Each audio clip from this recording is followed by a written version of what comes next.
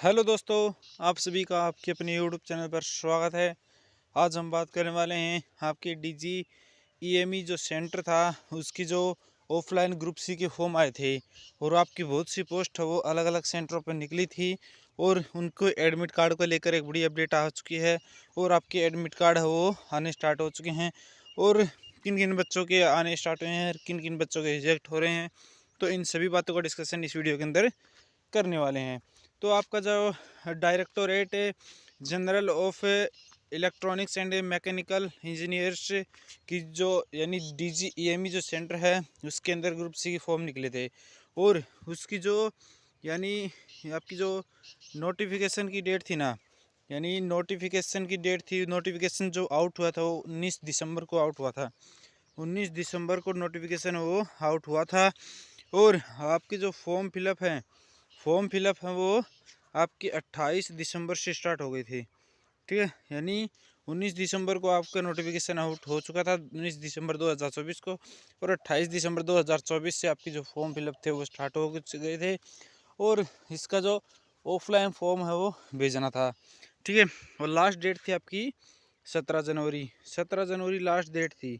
ठीक है, तो ऑफलाइन फॉर्म में उन्होंने अपनी नोटिफिकेशन में पहले ही बता दिया था कि उनको मतलब ऑफलाइन आपका जो यानी पोस्ट आने वाला है, मतलब उनको ऑफलाइन फॉर्म है वो भेजना है और बल्कि नॉर्मल पोस्ट के द्वारा भेजने हैं। ठीक है, नॉर्मल पोस्ट के उन्होंने पहले बता दिया था, रजिस्टर या स्पीड पोस्ट है वो नहीं करनी थी। तो जिन बच्चों ने स्पीड पोस्ट किया या रजिस्टर पोस्ट किया उन बच्चों के यानी फॉर्म है वो कैंसिल होकर वापस आ रहे हैं।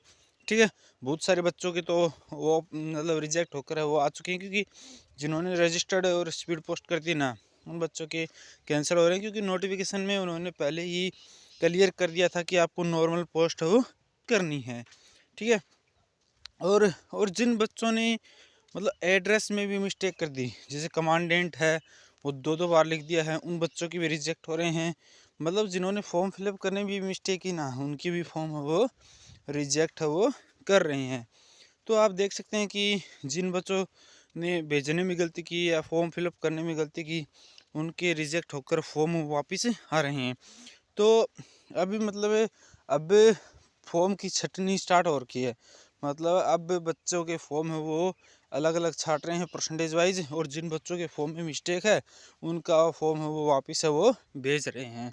ठीक है, तो यानी 17 जनवरी तक जिन बच्चों के फॉर्म पहुंच गए उन बच्चों की 17 जनवरी की शाम 5 बजे तक जिन बच्चों के फॉर्म है वो पहुंच गए ना, उन बच्चों के तो फॉर्म को एक्सेप्ट कर लिया गया।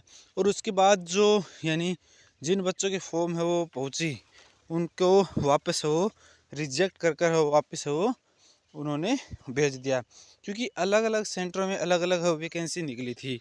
ठीक है, फिर बात करें आपके एडमिट कार्ड के बारे में बात करेंगे और आपको दिखाएंगे कि आपका एग्ज़ाम हो कहाँ कहाँ पर हो होने वाला है।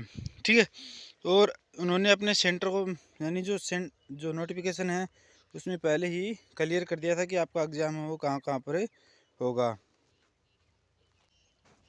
तो ये आप देख सकते हैं कि आपका जो जिस यूनिट से आपने भरा फॉर्म फिलअप किया है उसका एग्ज़ाम कहाँ होने वाला है। ठीक है, तो आप इसमें देख सकते हैं 151 जो वर्कशॉप है, 7015 ईएमई जो बटालियन है उसका एग्जामिनेशन सेंटर है वो 505 है, वो army base workshop Delhi cantt यानी और आप इसमें सभी देख सकते हैं जो 60 यूनिट की नेम है।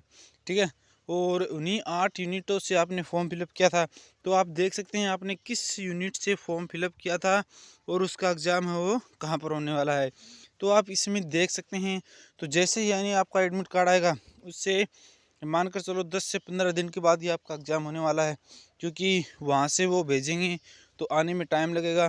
ठीक है, 10 से 15 दिन लगेंगे और आपको 1 मंथ के समथिंग टाइम मिलता है। तो 10 से 15 दिन के बाद आपका एग्ज़ाम रहने वाला है। तो आप देख सकते हैं आपने किस यूनिट से अप्लाई किया था वो यूनिट यहाँ पर हैं। ठीक है, और उनका एग्ज़ाम कहाँ पर होगा, उनकी जो एग्जामिनेशन सेंटर है वो यहाँ पर हैं, आप देख सकते हैं। ठीक है, और आपका जो एडमिट कार्ड रहेगा उसके अंदर मेंशन भी रहेगा कि आपकी यूनिट का नाम रहेगा उस एडमिट कार्ड में, यानी जो आपने फॉर्म फिलअप किया था ना उसमें यूनिट का नाम रहेगा और वो यूनिट का नाम आप देख कर इसमें और वो आप देख लेना कि आपका एग्ज़ाम हो कहाँ होने वाला है।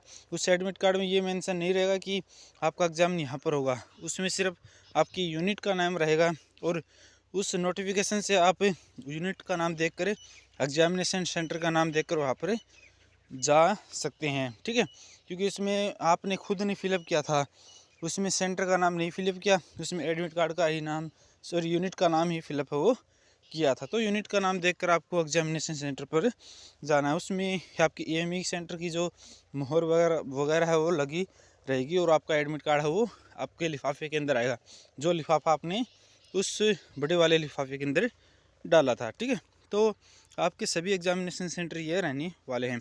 और आपकी जो यानी फॉर्म फिलअप है आप स्टार्ट यानी जो फॉर्म फिलअप किए थे उसकी जो छटनी है वो स्टार्ट हो चुकी है और बहुत सारे बच्चों की तो रिजेक्ट होकर भी आ चुके हैं, जिन्होंने फॉर्म फिलअप में गलती की थी, स्पीड पोस्ट की थी, और जिन्होंने बच्चों ने नॉर्मल पोस्ट और कोई गलती नहीं की उन बच्चों के है वो जो एप्लीकेशन फॉर्म है वो एक्सेप्ट है वो कर लिए गए हैं। ठीक है, तो और जैसे ही बहुत सारे बच्चों के रिजेक्शन के एडमिट कार्ड वापस आ रहे हैं, क्योंकि उन्होंने बड़ी गलतियां की थी फॉर्म फिलअप में। मतलब उन्होंने लिफाफा था ना, लिफाफे के ऊपर जो कमांडेंट एड्रेस लिखा था ना, उसमें उन्होंने गलती की थी, तो उन बच्चों की भी रिजेक्ट होकर वापस आ रही हैं। ठीक है, क्योंकि और जिन बच्चों की डेट के बाद वापस आ रहे हैं उनको रिजेक्ट लिख कर डेट लिख कर वापस वो कर रहे हैं।